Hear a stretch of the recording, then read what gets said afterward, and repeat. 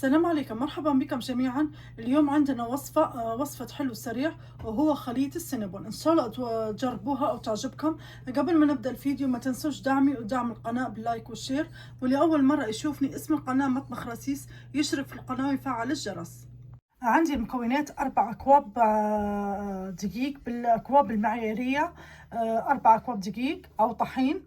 عندي نص كوب خلطة، نصها زبدة أو نصها زيت، نص الكوب. الكباية هذه تحت المية العادية، متوفرة الكباية هذه في كل بيت، أو عادي تقدروا تكيلوا بالكباية المعيارية. نص كوب، نصها زبدة أو نصها زيت. ملعقتين خميرة الخبزة، ملعقتين سكر. الملعق اللي كيلت به الملعق صغيرة نتاعت القهوة.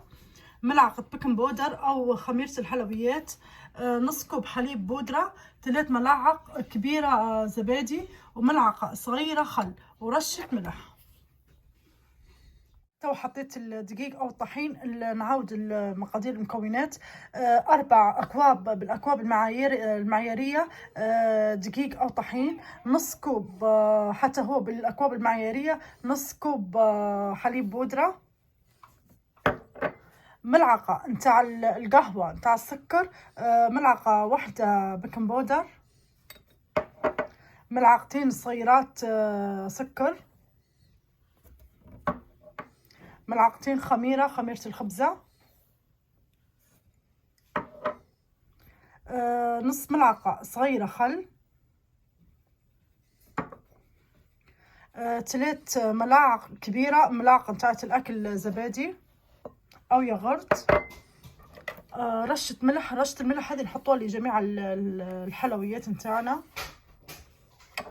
نخلط المكونات هذين الأول.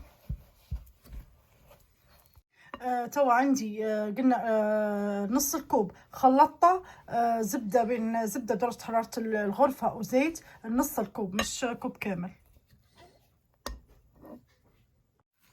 تو نخلط المكونات هذين، نخلطهم بيدي أسهل.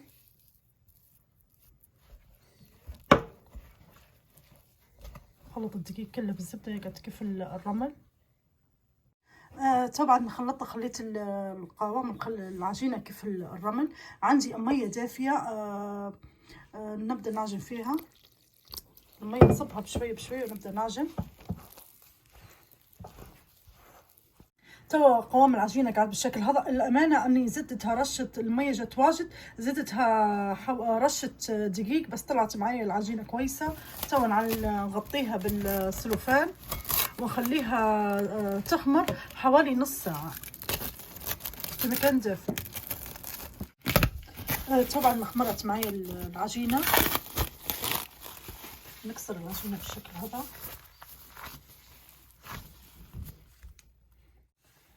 طبعا ما كسرت العجينة ورشيت السطح اللي بنشتغل عليه بالدقيق. نقسم العجينة. طبعا ما قسمت العجينة ناخذ نفردها.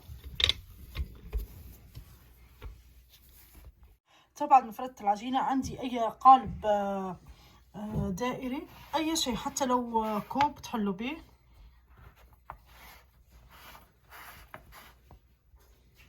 طبعا ما قصيت ندوائر بالشكل هذا. عندي جبنة، أي نوع جبنة، جبنة كريمي، جبنة مثلثات، المهم الجبنة اللي نديروا بها في الحلويات. نحط شوية هيك.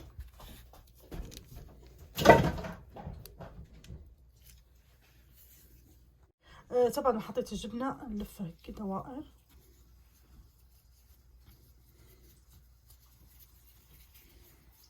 دوري بالشكل هذا. ندير قدامكم واحدة أخرى.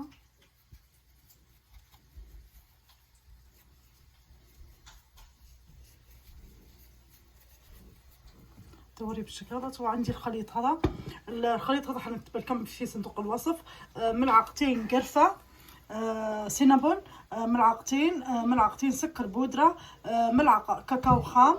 نحط فيه الخليط بالشكل هذا الكورة، ونبدأ. عندي طاجين، أي طاجين مدور عندكم. أنا استعملت طاجين تشيز كيك اللي ينحل من تحت. نبدأ نستف الدوائر بالشكل هذا. نكمل الكمية كاملة على كبر الطاجين. تو كملته بالشكل هذا. كامل الطاجين تو نغطيه ونخليه 10 دقايق او 15 دقيقة يرتاح، وبعدها نخششه للفرن على درجة 180 من تحت وبعدين شوية من فوق. عندي مكونات الصوص السينابون، والصوص هذا نقدر نستعمله لأي للسينابون رول أو الكيكة السينابون أو توا حتى زي توا خليط السينابون.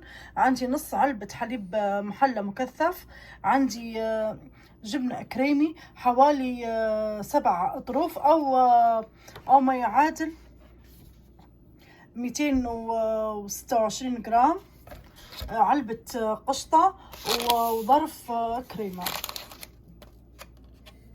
تو نبدأ في الخلاط. نحط نص علبة الحليب المحلى،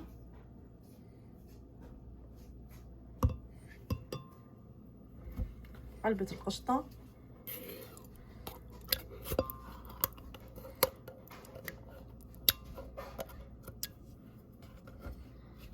جبنة،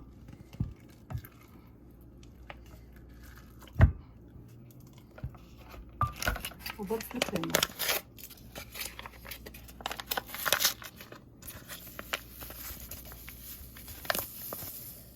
تو بعد ما ضربت هذا كثافة الصوص،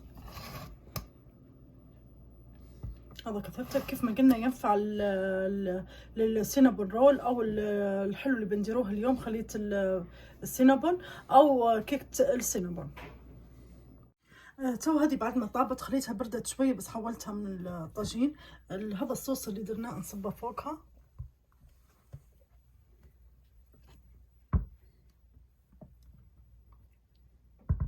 او تو هذا صوص اللوتس نحطه فوقه. طبعا حطيت عليها صوص اللوتس. عندي فستق وعندي جوز او اي مكسرات عندكم المتوفر عندكم. حتى صوص اللوتس مش لازم صوص اللوتس الاصلي، في بدائل تقدروا تستعملوهن. تو هذا شكلها نهائي بعد ما زيناها. حطيت عليهن صوص السينابون او صوص اللوتس.